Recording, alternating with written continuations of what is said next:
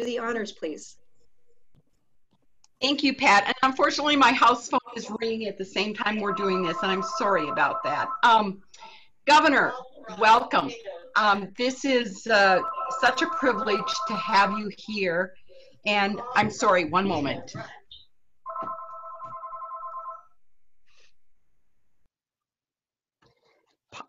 My apologies, my home phone hardly ever runs except for solicitors. So I'm so sorry. Mark, it's just an honor to have you. We know your time is very valuable, and I've had the privilege of knowing Governor Gordon, for 40 years. Yes, we're that young, right? As business folks, and over the years, I learned how much Mark loves his state of Wyoming and our nation, and he has done many things to serve in different capacities to give back to this beautiful state that we all have the honor of living in, and had the chance to work with him as a legislator when he was treasurer. And unfortunately, I have not had a chance to work with him in person as governor in the state capitol, but he and I worked many years on trying to renovate the Capitol, and he now has this beautiful office that he gets to be in. But there was a lot of blood, sweat, and tears and courage that took place in doing that also.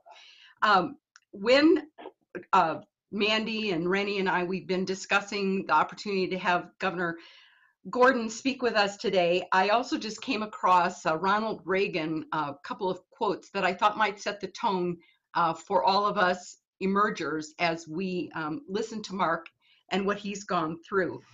And it starts with, "To those who are faint-hearted and unsure, I have this message. If you're afraid of the future, then get out of the way. Stand aside. The people of this country are ready to move again.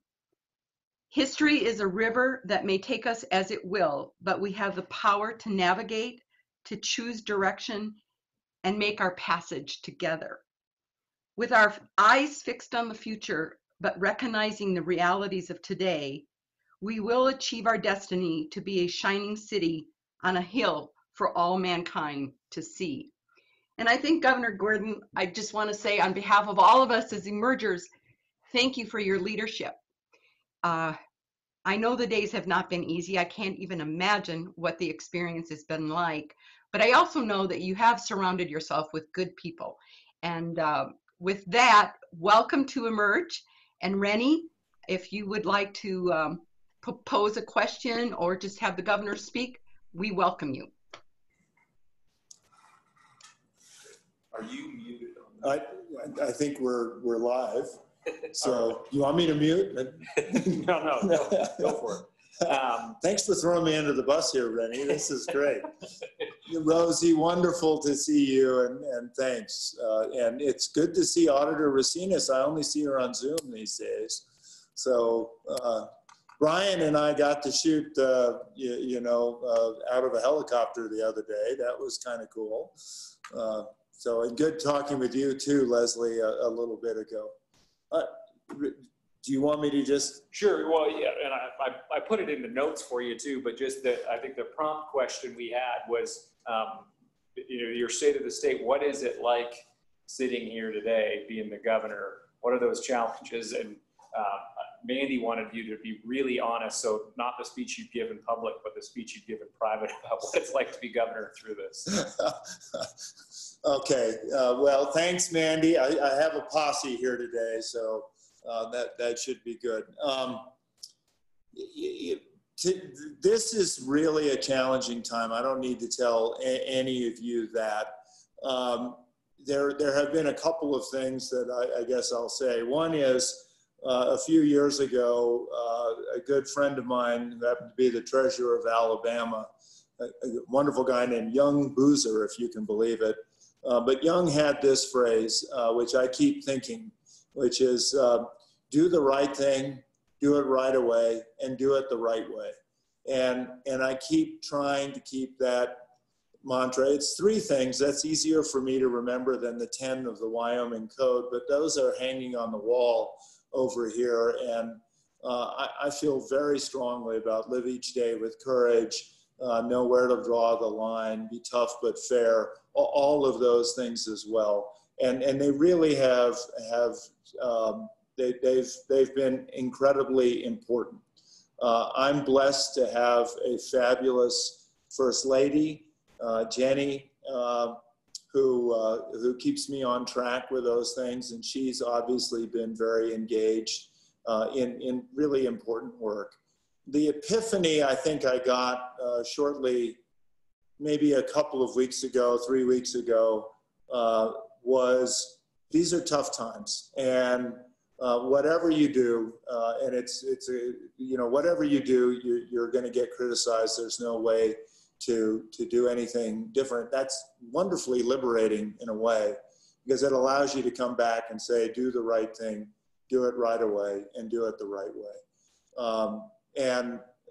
When I was at the Republican convention, Al Simpson had given me a quote that I used, which was, if I took time to read, let alone answer, all the attacks leveled against me, this little shop would have little else to do. I intend to do the best that I can, the best that I know how, and I will do so till the end. And if the end brings me out all right, none of the criticism will matter. If the end brings me out wrong, 10 angels won't make a difference. And to me, that now means that you really focus on what's essential for the state. So what are the things that I think are really critical for the state at this point? We have a budget crisis that I don't think people understand. And I think there's this notion that there's waste, fraud, and abuse out there, and we can somehow change that. If you've been in Wyoming government, you know that we're very serious about the 10% cuts. None of it is easy. There will be people that lose their job. There will be programs that are gone. There are serious choices that are having to be made. The tip of the iceberg is having to close some of our rest areas, which, believe me, we have heard enormous amounts of criticism about. But Rosie, I think you and I remember when Peg Shreve built those, and there was an enormous amount of complaining about, they were going to take business out of the town. But we tried to do it the right way.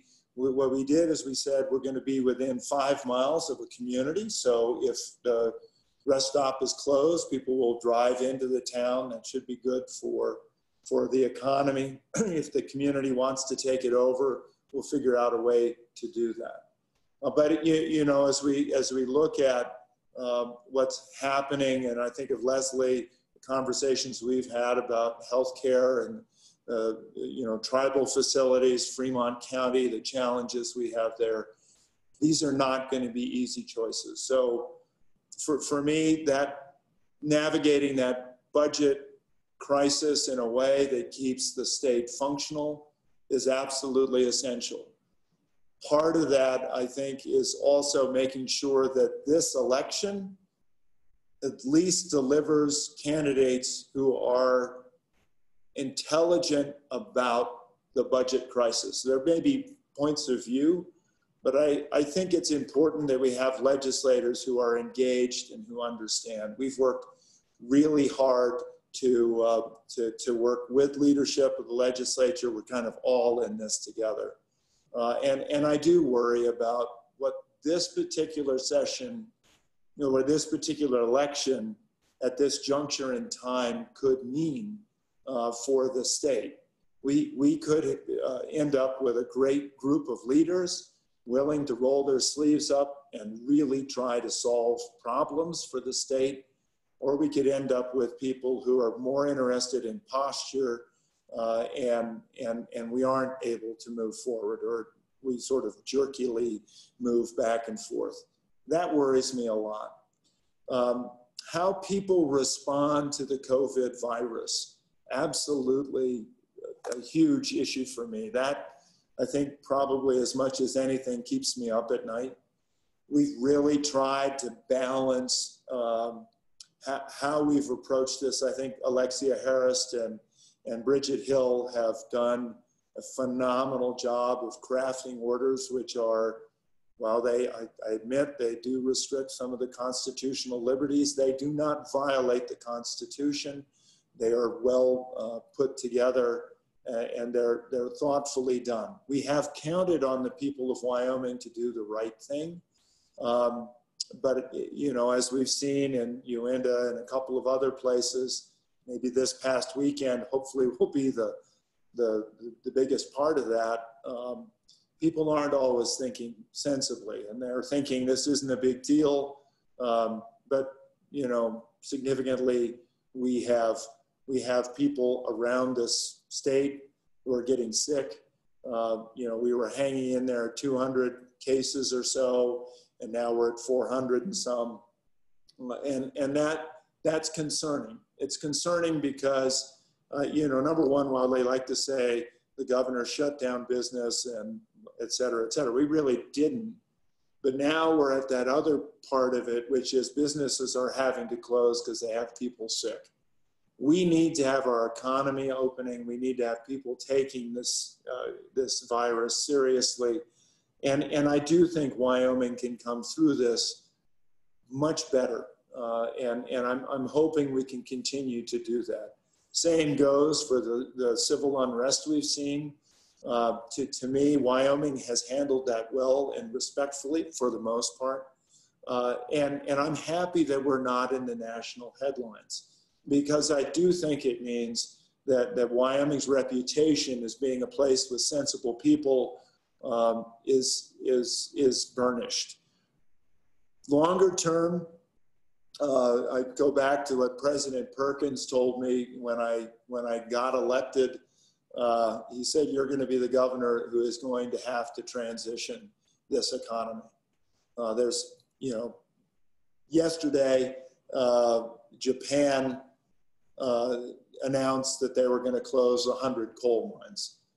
That's one of the big efforts we had, and I know Rosie remembers this. It's one of the big efforts we had. Powder River coal burned in Japanese coal-fired plants would have reduced CO2 emissions over what the alternatives were.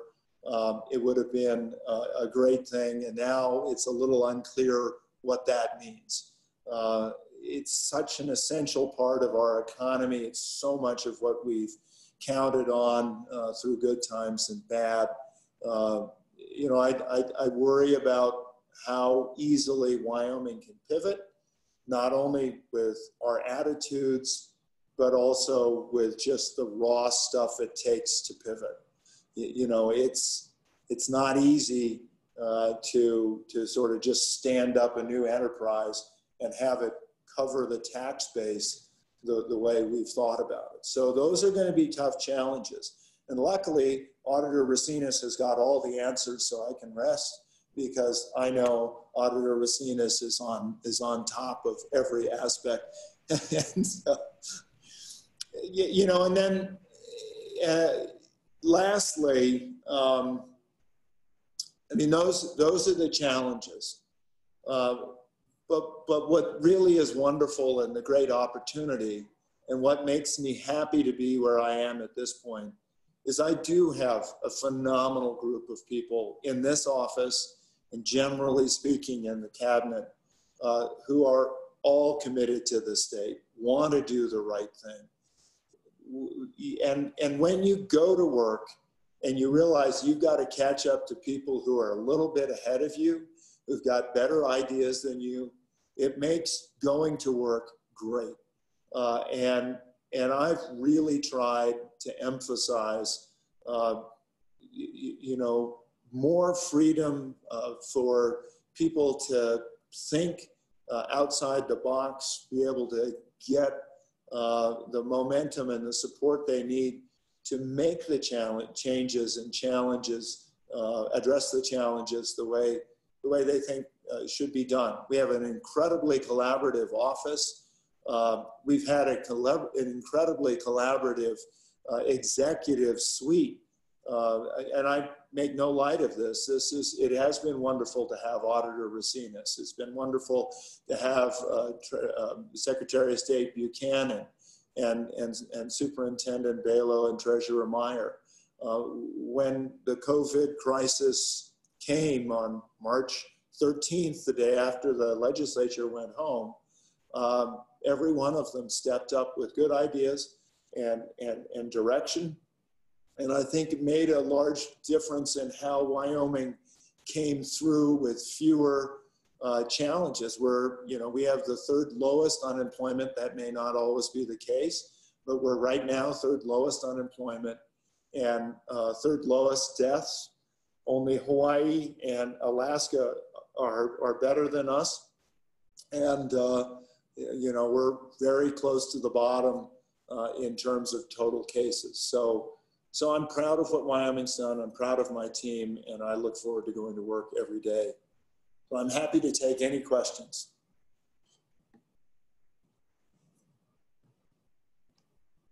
Thank you, Governor. We are going to open it up to questions. So if you could use your participant function and raise your hand, I will be able to see you there. Opportunity, we've got a good 15 minutes for questions for the governor. There's an opportunity. Who's up? This is Susan Miller. Can I have a question for Governor Gordon? Go ahead, Hi, Susan. Susan. Hi, Mark Gordon. How are you?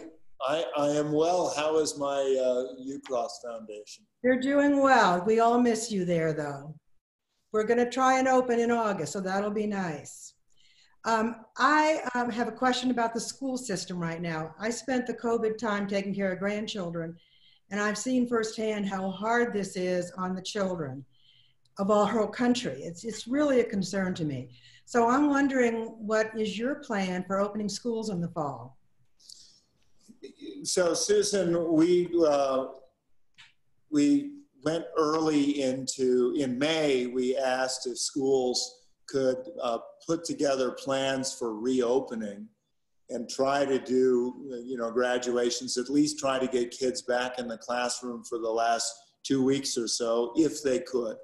Not many schools, in fact, I don't know if any did, but it allowed them to, the whole point of that was to allow them to get thinking about, what it was going to look like to reopen the school. So those districts now have put plans together. Some of them are pretty robust. As you know, there's a big variety between, let's say, Sheridan and Claremont. And so schools are trying to wrestle with that on a local level, and we're trying to drive that conversation. Now, to facilitate, not all schools will be able to have all students back, and they've come up with a variety of plans. Some where kids might go for half day and then another group a half day. Others are talking about, spacing their classrooms. There are a variety of plans that are being presented, but a lot of them all are contingent on being able to do a better job of doing remote education. And so we're putting a lot of money towards, we just put together a plan to support broadband expansion. And this will go through the various providers, but we'll hopefully be able to build that out. That's going to be a little longer project. And, I think of a couple of communities and really the reservations one where there was a real difficulty in getting technology presented to families that needed it. That's one issue. And the second issue is if there's a family that has multiple kids and they all need computer time, we need to address those, and we are continuing to address those as we go forward. And today I was talking with to the point you were making about essentially what Jenny's doing, which is providing childcare to my daughter-in-law, Sarah, is trying to figure out if there is a way that we can provide a bit of a stipend to families when all daycares are open at this point, but sadly, because of COVID, some of them are being forced to close for 2 weeks at a time. And can we provide a stipend to families that are, now without childcare opportunities. So those are all things that are in the mix. And I think, Rennie, tell me, I'm thinking that we probably have announced plans for school reopening in the next couple of weeks. Is that correct? The broader, what they call it, the Smart Start plan is available on the Department of Education's website, and that takes you through the range of options that districts need to be planning for the eventuality of. And then by August 3rd, each district will have to have submitted its plan. Right, so August 3rd is the date that those districts will be there. Longer answer than you wanted. Thank you, I appreciate that. Good to see you. Thanks for being here. Thanks. Thanks for your question. I'm going to take one from the chat. Sean Taylor is saying, keeping with the budget crisis, job losses, and elimination of programs, and understanding not all can be revealed in a competitive bidding process, can you talk about the risk versus the reward of the Oxy land deal? Too soon? Question mark. No. I'm happy that we spent the whole day yesterday discussing that. So essentially, what we did was we contracted, after we talked to a number of different banks of the size and caliber that could do a comprehensive analysis of the benefit of the Oxy purchase, which is a variety of assets. We contracted with Barclays, and they have gone through and done an extensive analysis. We also pulled in a number of folks that had experience in aspects of that to sort of proofread what the Barclays analysis was. So Greg Hill, Chad Deaton, known to many of you, both with the University of Wyoming, Steve Ferris, Michelle and I know and so do you, Susan, from UCross, former president and CEO of Apache Corporation, on the Fred Parody. Fred Parody had extensive experience with Trona. Jim Taylor from Hall & Hall Real Estate to talk about the ranch land, just kind of to sort of level set and say, are these values the right values? Barclays has done an analysis which demonstrated at what price the asset could benefit the state of Wyoming. And price is really the operative word. The asset has Trona leases that are existing and revenues that come off of it. Oil and gas potential. Coal, really, I have to say both the oil and gas and coal were at a particularly low point in them.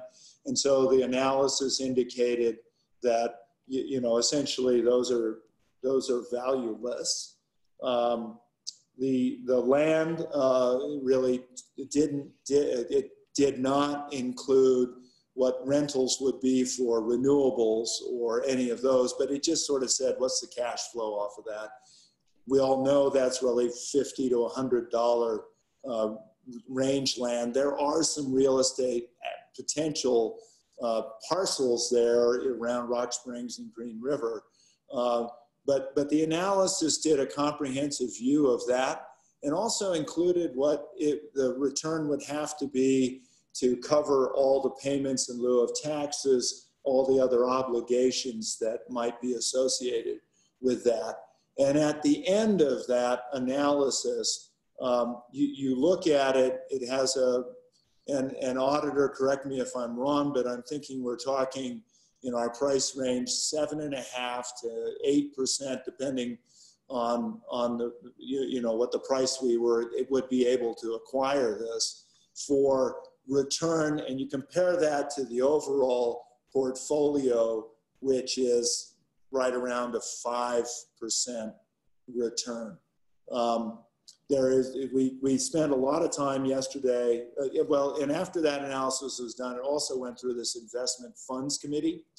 which is our sort of analyzing group, and they opined on it as well. And so yesterday we offered we provided the treasurer and myself and the chief investment officer the opportunity to issue a bid. If the bid proves to be successful, then it would go to what is called a purchase and sales agreement.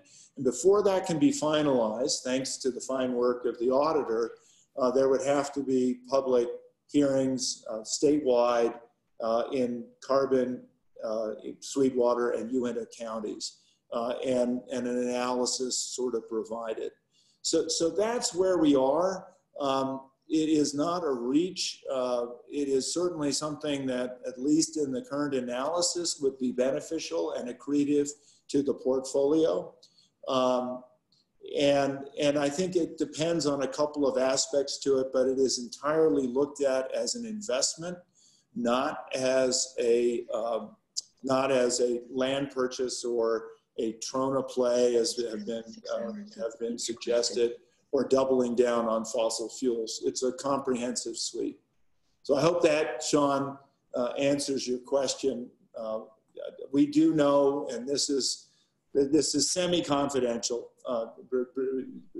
really would appreciate you not circulating this broadly, but there were about 13 people that have already bid on this, not in the most recent, but back in May. 2 were very strong and 3 were non-conforming. So that does show you that there is an interest in this asset. Governor Gordon, I'm going to jump in. I get the fun and wonderful job of letting you know we don't have a lot of time left, but we do have several more questions.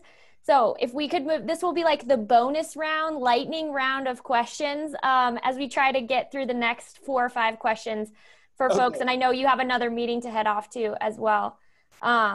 So maybe Rachel Chatterton, I'll kick it off to you, and then Pat, I'll hand it back to you after Rachel talks. Great. Thank you, Mandy. Thank you, Governor, for being here and allowing us to ask these questions. I'll try to make this really quick. As part of all of the different funding sources that are coming out of the CARES Act, we recently just heard one that is part of the Education Stabilization Fund called the Reimagine Workforce Preparation Grant Program. The way I understand it is workforce development councils apply for that funding and then can grant it out to colleges or sub-grant it out to colleges to help build their sustainability and local entrepreneurship through business incubators, or they can use it for short-term educational and training programs. But it does have to go to the local workforce board. So I'm just curious if our Workforce Development Council has looked at this and if they're considering applying for it. I know it's very competitive, and probably Wyoming, unfortunately, is not going to be high on priority because we are fortunately lower impacted by COVID. But I just was curious if there's been any discussion on that. Not to my knowledge, and I'm glad you brought it up, and I'll talk to workforce. So thank you. Great, thank you. Thank you. We have a question from the chat. Making lemons out of lemonade.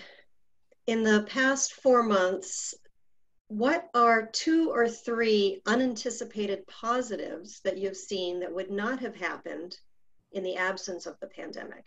Just 2 or 3 things that you've noticed that are positive.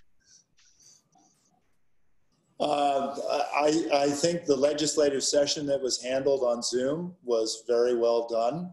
I think that was positive. It could have been a free-for-all, and it ended up very positive. Sales tax revenues have been relatively better than we anticipated. And then there's, there are some places that have had phenomenal success business-wise out of COVID. The one that comes to mind is probably not the one I should say, but liquor sales are up like 200%. But bookings on tourism have also been much higher. Jackson's I reportedly at 110 or 120%.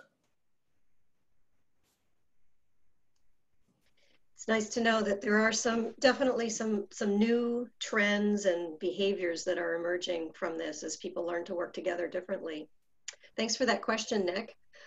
Joe has been waiting. Joe Curaz. Hello, Governor. Good to see you. Good. Say, rather than, what's that? I didn't see you there before. So. Here I am, bright and shining. Rather than asking you a question, I'm thinking about something that I would like to launch a discussion on. In the current environment, we're fretting a lot and worrying about a lot of things. You know, the adage about having other things. Uh-oh, what's that? Other things to worry about while we're trying to drain the swamp. And there are a lot of things on our mind right now that we're trying to solve. But one thing that I'm thinking about is how do we come up with iconoclastic ideas that are looking way over the horizon into the future? And in the time now when we're walking away, or energy issues are kind of walking away from us from the fossil side, one of the things that seems to present itself, I was out moving gated pipe this morning, so I came in muddy and wet, but water is going to be the big issue nationally, globally, into the future, into the next couple of generations. We are the headwaters of the continent. And I'm wondering how we might mold a discussion around how Wyoming is positioned to be able to enable a discussion about better water usage, wiser usage, and really start thinking about breaking away from the bonds of things like the Colorado River Pact and other things that have bound us up in water law that may be obsolete now. That's been on my mind. I'm just wondering how you might think about that. Well, there were two remarkable new additions, iconoclastic additions with Wyoming's Constitution. The rest of it was kind of borrowed from other states. The first, of course, is the fact that we started counting women's votes. Of course, they always had the right to vote, but we never paid attention. So in our Constitution, we recognize that. The second thing is the first in time, first in right. That's novel to our Constitution.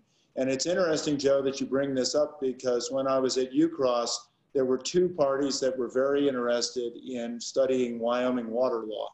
One was China, which had a sort of variety of riparian law and you know, without much sense to it. So there was some conversation about that. And the other was an Israeli-Palestinian group that was looking at a way to be able to try to redress some of the issues that are there with water scarcity.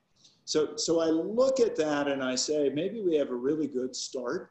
To your point, there's a whole bunch of Wyoming law that maybe should be thought about.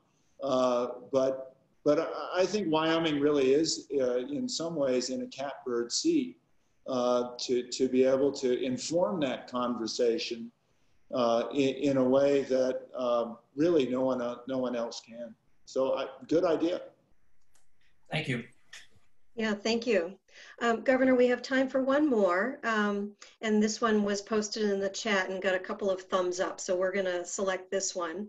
If we haven't gotten to other questions from some of you, please send them through the chat and we'll give them to you, Remy, and see if we can get some replies when you have time. So we really appreciate that flexibility. So here's the question.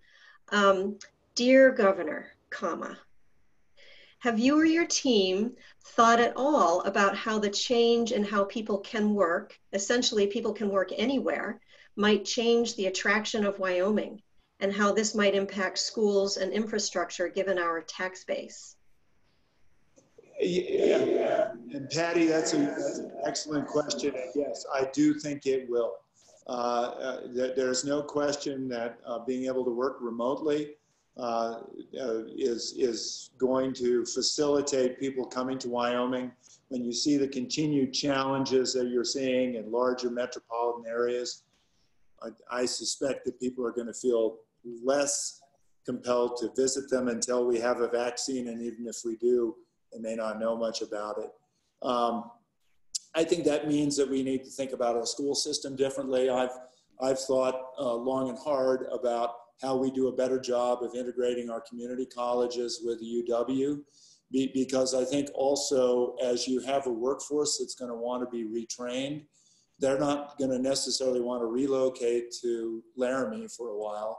They might want to be able to do those course offerings and have a presence in a classroom, and a community college seems to be a great place to be able to do that. That's something I think we're talking about at a macro level very much now. I think it speaks a lot to the future business opportunities that Wyoming has. And I think it also means that you can free up other things that we have looked at before, but really haven't had the workforce, and that's manufacturing. As more robotics come into play, you know, maybe it's an easier way to start thinking about what our future is. And I absolutely think that's where we need to focus. Well, I, for one, am one of the ones that would like to move my whole office to Wyoming. So I'm just trying to choose which little town I'm going to visit. So Seattle's too busy now. So thank you. You've clearly demonstrated one of the principles we've been talking about earlier, which is VUCA, the principles of volatility, uncertainty, complexity, and ambiguity. And pick one, and I'm sure your day has lots of those things happening. So thank you for showing us how leaders think through the VUCA paradigm of all of those aspects I just mentioned. And thank you for covering education and manufacturing and business and workforce issues. We're going to open it up now to some small groups, and Mandy's going to describe how those small groups are going to work. And you're welcome to stay and join a small group if you have the time. We would love that. Patty, one thought that I would like to leave you with, because it's one that's key to me, is Lao Tzu, who said, you know, when all is said and done and the people say the leader did this for us, that's an okay leader. When all is said and done and the people say the leader and helped us get this accomplished, that's a better leader. But the best leader, and I'm paraphrasing, but the best leader is the one when all is said and done, the people say we have done this ourselves. So. Terrific. Servant leadership. It's another word for that. We really appreciate you bringing that forward. So please